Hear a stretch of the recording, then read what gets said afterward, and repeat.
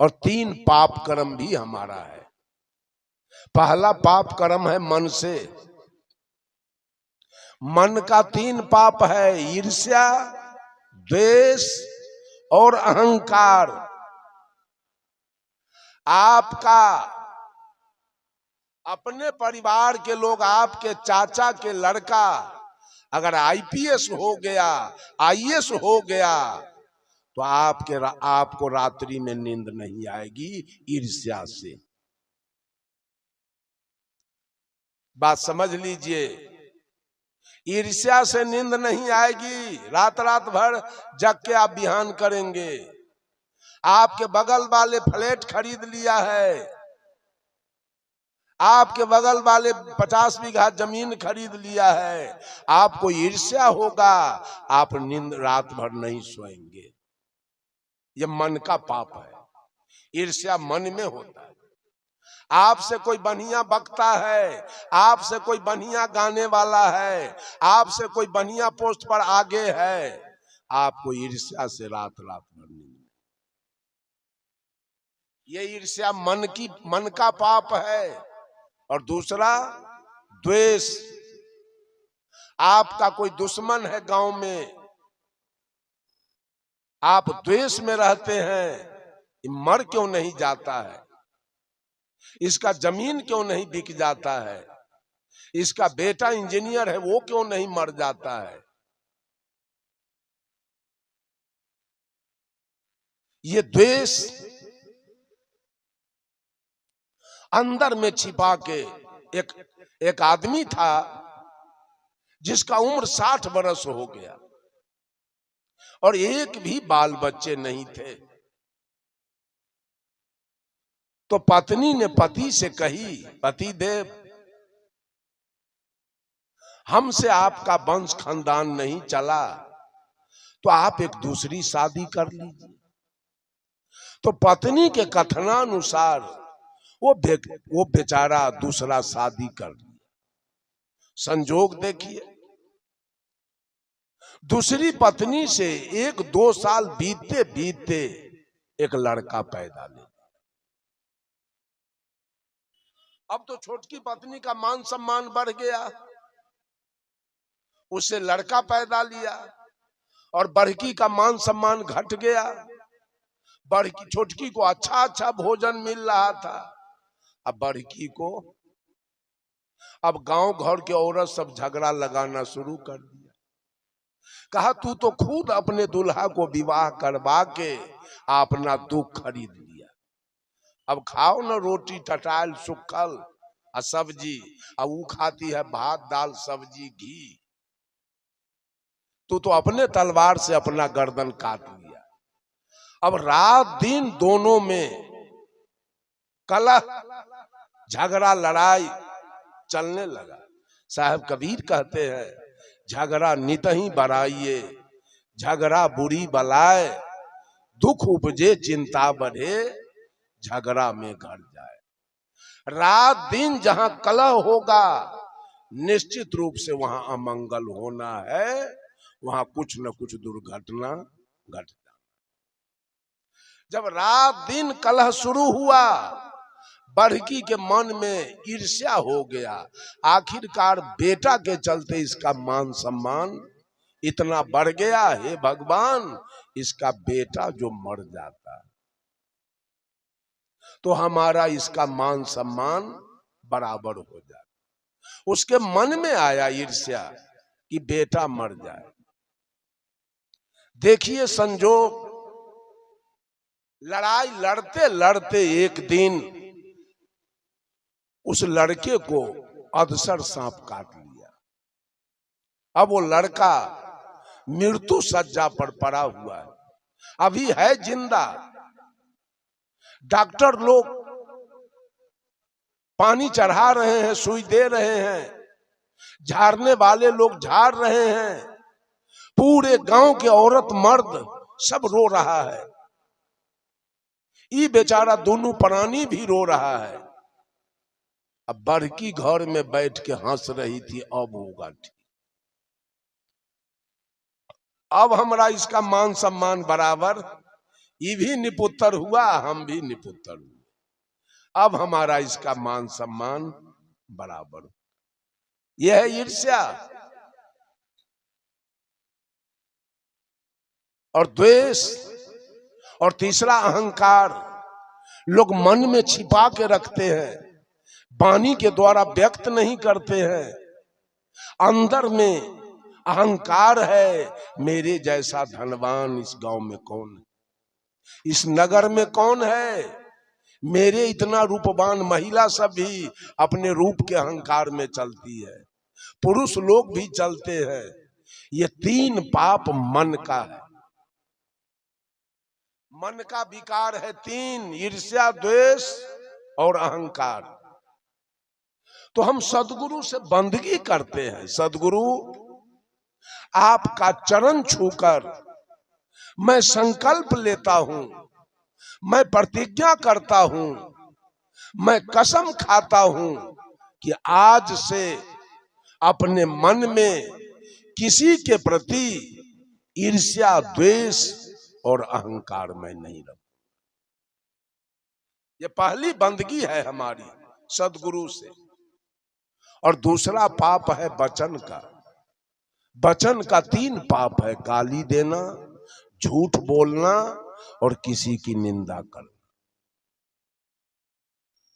हम दूसरी बंदगी करते हैं सदगुरु से। सदगुरु, आपका चरण छूकर मैं प्रतिज्ञा करता हूं, संकल्प लेता हूं कि आज से इस मुंह से किसी की निंदा मैं नहीं करूंगा, किसी को गाली नहीं दूंगा और किसी के साथ झूठ नहीं। दूसरी बंदगी। और तीसरा पाप है कर्म का। कर्म का तीन पाप है, चोरी करना, हिंसा करना और बेविचार करना। तो हम सदगुरु से तीसरी बंदगी करते हैं। सदगुरु, आपका चरण छूकर मैं प्रतिज्ञा करता हूं कि आज से कर्म के द्वारा इस हाथ से किसी का कोई वस्तु मैं नहीं, और न किसी जीव का हिंसा करूंगा और न किसी के साथ मैं बेविचार करूंगा। ये तीन बंदगी। बीजक में हर जगह साहेब जी चलहू का टेढ़ो टेढ़ो टेढ़ो, एक बार से भी काम चल सकता था। तीन बार कहने का क्या मतलब है? ये तीन गुण का रस्सा पूरे विश्व को बांध के रखा है। इसलिए तीनों रस्सा को काटने के लिए हमारे कबीर पंथ में जयकारा भी 3 बेर लगता है और बंदगी भी 3 बार होती है। यही 3 बोलिए, ये 3 से बच के आपका जीवन सुखी हो सकता है? आपका कल्याण हो सकता है क्या? आपकी मुक्ति हो सकती है क्या? आपके जीवन में सुख शांति आ सकती है क्या? इसलिए कबीर से कोई नहीं बच के रह सकता। और सारे देवी देवता से आप बच सकते हैं, उनको नहीं भज के, लेकिन कबीर को छोड़कर और कबीर को त्याग कर आपका जीवन मंगलमय कभी होने वाला नहीं। इसलिए मूल था सो कबीर लिया, मूल था सो कबीर लिया, डाल लिया सूर, अब पत्ता सब तुलसी लिया और सब ढूंढे को। थोड़ा थोड़ी रंबोलवा कहा, थोड़ा थोड़ी रंबोलवा कहा यानी तुलसीदास जी, सुरबा कहा अनूठा, असत्य बात जुलहबा कहा और कहा सब। बंधुओं, मैंने कहा निष्पक्ष भक्ति करना है, मातृ भक्ति।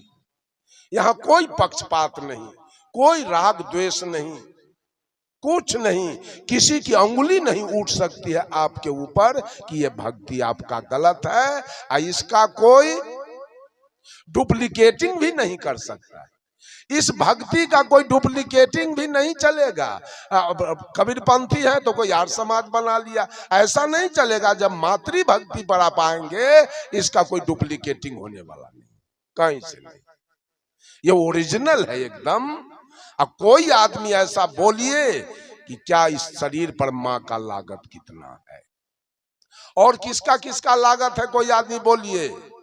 इस शरीर पर किसका लागत है?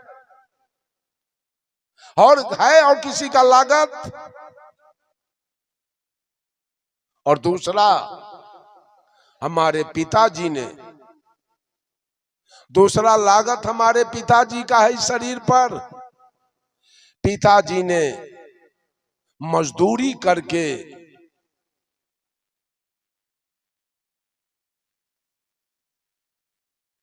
किसी का बेगार करके, आधा पेट खा के, फाटल धोती पहन के और पढ़ा के लिखा के आपको इंजीनियर, डॉक्टर, प्रोफेसर बना दिया। है किसी का लागत इस पर? है?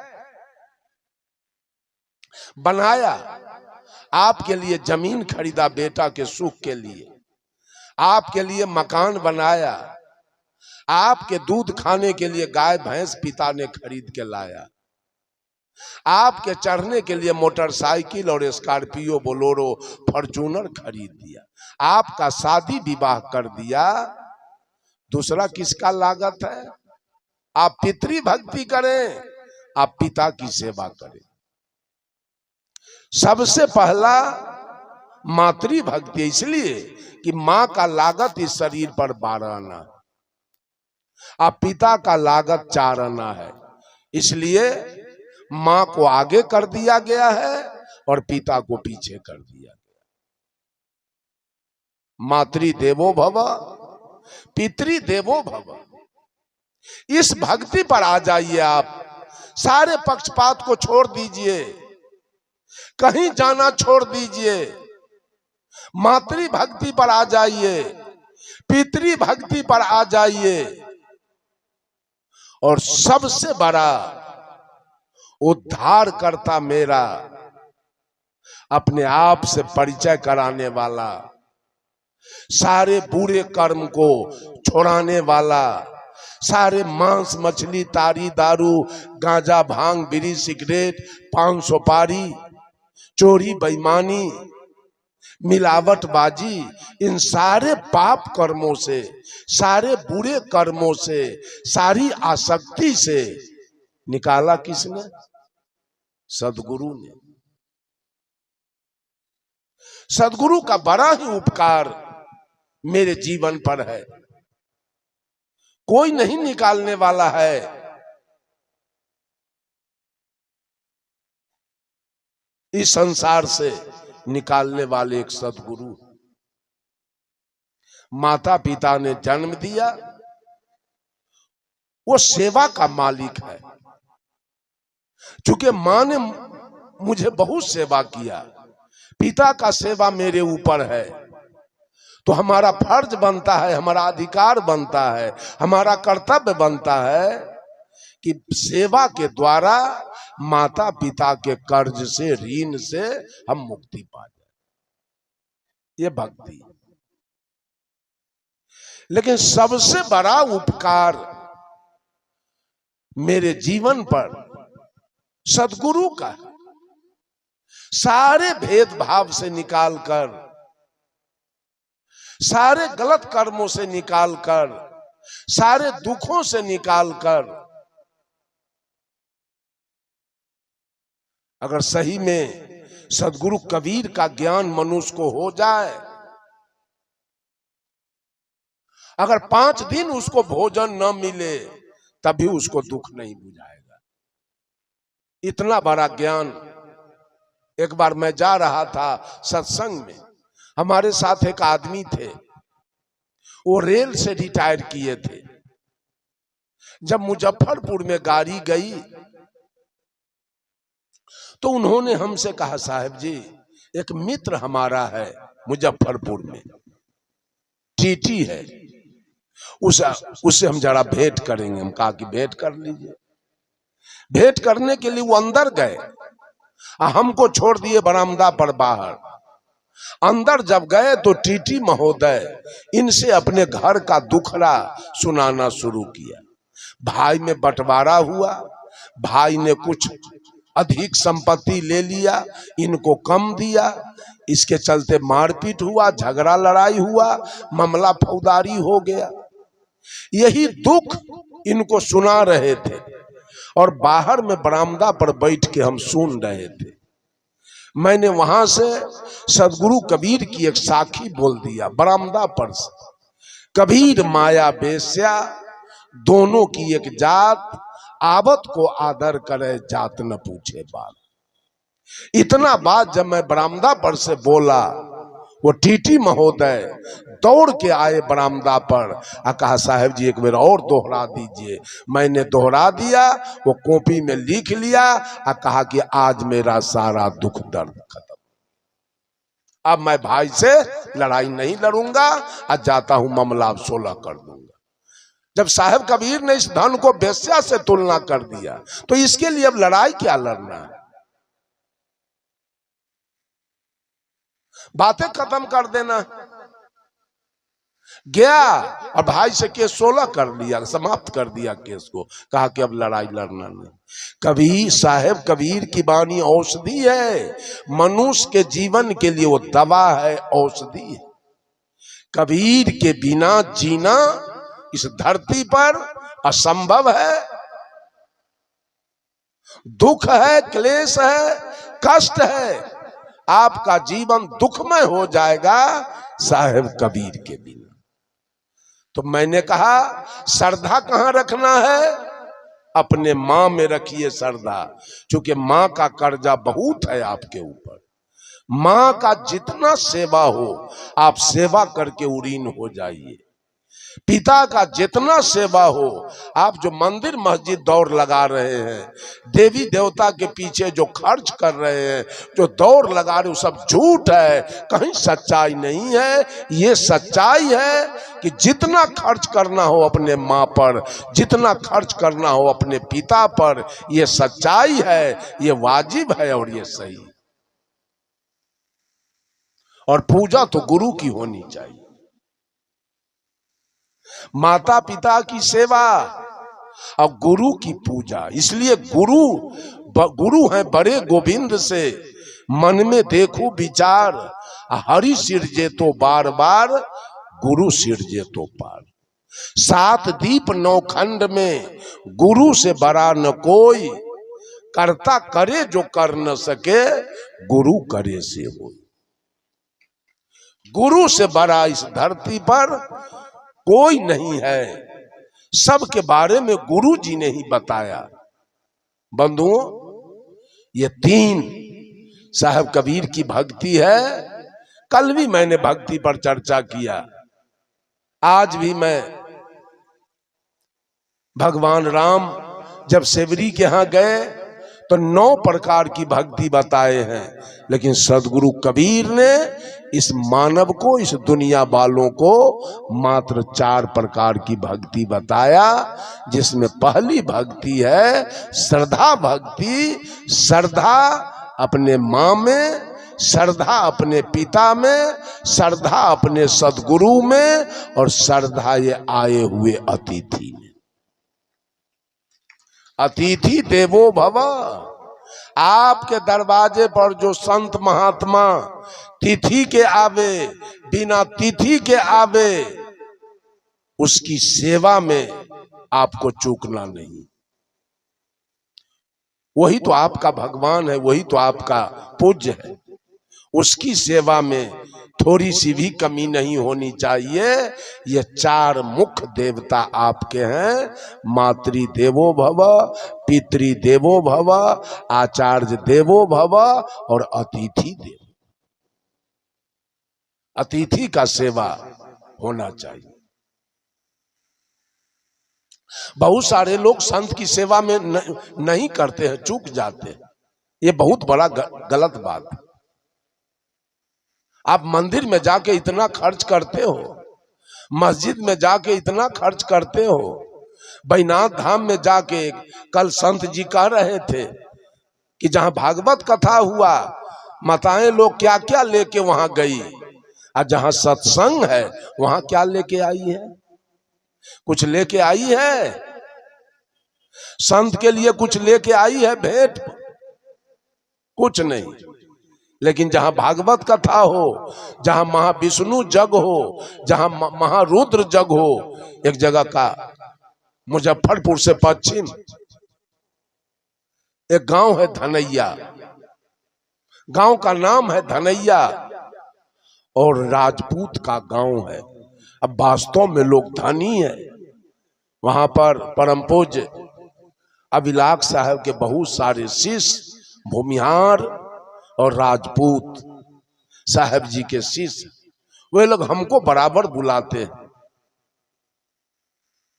वे लोग हमको बराबर बुलाते हैं कार्यक्रम में। वो पूछते हैं रमाशंकर साहब बिहार में पारखी संत अभी भी कम है, तो बराबर हमको बुलाते हैं कि साहब जी थोड़ा अच्छा बोलते हैं, पारक सिद्धांत पर बोलते हैं, इसलिए इनको जरूर बुलाया जाए। तो हमको खबर किए तो हम आए, मंच पर गए, मंच संचालक ने मुझे बुलाया तो मैं गया। उस दिन का चर्चा का विषय हमारा था ईश्वर 3 प्रकार के होते हैं, आधि दैविक ईश्वर, आधि भौतिक ईश्वर और आध्यात्मिक ईश्वर। ये 3 ईश्वर पर मैंने चर्चा किया। लगभग 2.5-3 घंटा समय बीत गया। अब मेरे पीछे जाड़ा का समय था, मेरे पीछे एक 80-85 बरस के बुजुर्ग अच्छे घराने के राजपूत थे, बढ़िया कुर्ता धोती बंडी मुफलर टोपी लगा के बैठे थे। मैं हटा मंच से, माइक छोड़ा और वो बिना कहे आके माइक पकड़ दिया। एक बीच दर्शक दीर्घा में एक खूब मोटा तगड़ा नौजवान,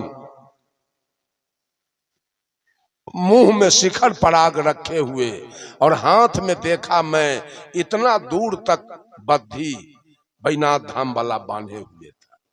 वो बैठा हुआ था बीच में, उससे हमको भय भी लग रहा था कि कहीं कोई गड़बड़ बोला गया तो मंगनी में हमारा गर्दन घुमा देगा। जब मैं हटा वो बैठ गया मंच पर और बोलता है बेटा जुगल किशोर, तो उठ के खड़ा हो गया। हम बुझे मामला आज है गड़बड़, ये कुछ होगा जरूर आज। एक 15 दिन पहले उसके यहां महा विष्णु जग हुआ था, उस व्यक्ति जुगल किशोर के यहां। उसमें उसका लागत था लगभग 20 लाख रुपया। 1.25 महीना चला महाविष्णु जग, 1.25 लाख रुपया का लागत था।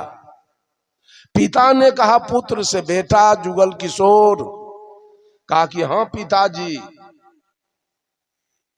ये रमाशंकर साहब का जो अभी प्रवचन हुआ 3 ईश्वर पर, बेटा इससे लगा कि 20 लाख रुपया पानी में चला गया।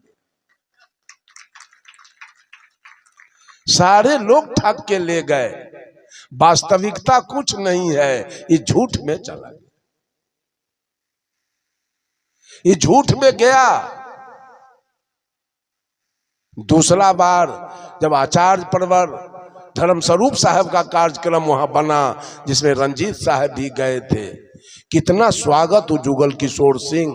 हमको कहा कि पहले आचार्य परवर को मेरे दरवाजे पर लाइएगा, तब यहां से जाएंगे सत्संग में। मैं उनके यहां ले गया साहब जी को, कितना स्वागत उसने किया साहब जी का और सारे संत का, वो जुगल किशोर सिंह।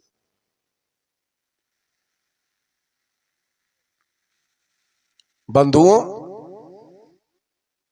दूसरी भक्ति साहब कबीर का है।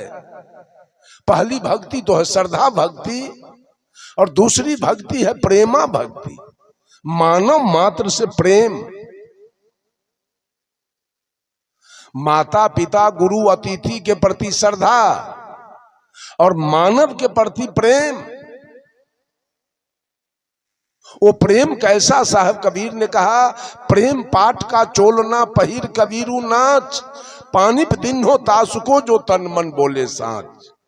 कहा पोथी पढ़ी पढ़ी जगमुआ, पंडित भया न कोई, ढाई आखर प्रेम का बढ़े सो पंडित।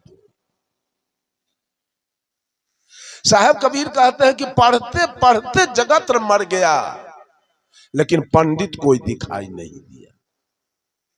क्यों? उनका कहना है ढाई आखर प्रेम का, पौर संयुक्त एकार मोह हलंत। जो प्रेम का पढ़ाई पढ़ा वो पंडित है। तो वास्तव में प्रेम है क्या? मैंने सोचा, उस दिन मैं मैट्रिक में था, पढ़ रहा था, मैंने सोचा प्रेम तो सास बहू में है, प्रेम तो पति पत्नी में है, प्रेम तो गुरु चेला में है, प्रेम तो पिता पुत्र में है, प्रेम तो साला बहनोई में है, प्रेम तो ससुर दामाद में है। अभी साहब कबीर कौन प्रेम की चर्चा करते हैं? है क्या प्रेम? एक आदमी एक व्यक्ति से पूछा कि सीता बहन जी ने सत्संग कराई और उस सत्संग में आपको मैंने नहीं देखा, आप कहां थे? एक महत्वपूर्ण व्यक्ति से पूछा, आपको नहीं देखा, आप कहां थे? उस व्यक्ति ने कहा कि मैं एक पंचायत में चला गया। पूछा पंचायत कैसा था? तो एक लड़का एक लड़की में प्रेम हो गया, इसी का पंचायत था, उसमें हम चले। उस व्यक्ति ने कहा जब प्रेम में पंचायत हो तो झगड़ा लड़ाई में क्या होगा? है प्रेम में पंचायत की आवश्यकता? है जरूरी? प्रेम हुआ सेवरी और राम के बीच में, कोई पंचायती हुई कोई झगड़ा लड़ाई हुआ, कोई मामला फौजदारी हुआ? प्रेम हुआ मीरा और कृष्ण के बीच में, कोई झगड़ा लड़ाई कभी हुआ? प्रेम हुआ राम कृष्ण परमहंस और शारदा देवी के बीच में, कोई झगड़ा लड़ाई हुआ? प्रेम हुआ जयप्रकाश नारायण और प्रभावती देवी के बीच में, कोई झगड़ा लड़ाई हुआ? फिर इस लड़का लड़की के प्रेम में पंचायती क्यों हुआ? अगर वास्तव में दोनों के बीच प्रेम होता तो पंचायती नहीं होती। राम और सबरी के बीच में कभी नहीं पंचायती हुआ, मीरा और कृष्ण के बीच में कभी पंचायती नहीं हुआ, रामकृष्ण परमहंस और शारदा देवी के बीच में कभी कोई पंचायती नहीं हुआ। इस लड़का लड़की के बीच क्या हुआ? प्यार। There are great difference between prem and pyar. प्रेम और प्यार में धरती और आसमान का अंतर होता है। प्यार हुआ था लैला और मजनू के बीच में, और प्रेम हुआ था सेवरी और राम के। प्रेम निर्विकार है, प्रेम में कोई काम क्रोध लोभ मोह अहंकार नहीं होता है, और प्यार में सारे विकार होते हैं। प्रेम होता है आत्मा से आत्मा का मिलन, इसका नाम है प्रेम, और देह से देह के मिलन का नाम है प्यार। तो पति पत्नी में आत्मा का मिलन है क्या? देह का मिलन है, आत्मा का मिलन। वहां गाली भी होता है, पत्नी भी पति को गाली देती है समय से, और पति भी पत्नी को गाली देता है। मारपीट भी होता है, मामला फौजदारी भी होता है, और पंचायत भी होता है पति पत्नी के बीच। लेकिन सेवरी और राम के बीच तो प्रेम था, आत्मा से आत्मा। सेवरी कही थी राम से, कहीं विधि स्तुति करो तुम्हारी, अधम जाति में जरमती नारी। अधम ते अधम अधम अति नारी, तिनमह मैं मति मंद गमारीन। प्रभु मैं आपका सेवा कैसे करूं? एक तो मैं जात की मुसहरनी, देखने में काली कलूटी, तीसरे विद्या के हीन, तो मैं आपका सेवा कैसे करूं? तो भगवान राम ने सेवरी से कहा, कह रघुपति सुनु भामनी बाता, मानहु एक भक्ति करनाता, जाति पाति कुल धर्म बराई, धन बल परिजन गुण चतुराई, भक्तिहीन नर सोहहि कैसे, बिनु जल बारिधि देखी। प्रेम होता है आत्मा से आत्मा का मिलन, सेवरी और राम का शरीर दो और आत्मा एक हो गया। इसका नाम प्रेम है और इसका नाम प्यार है। और प्यार का उर्दू लफ्ज है मोहब्बत। लड़की फंस गई लड़का के मोह में और लड़का फंस गया है लड़की के मोह में। जहां मोहब्बत होगा वहां पंचायती होगी, जहां प्यार होगा वहां पंचायती होगी, और जहां प्रेम होगा वहां पंचायती की कोई आवश्यकता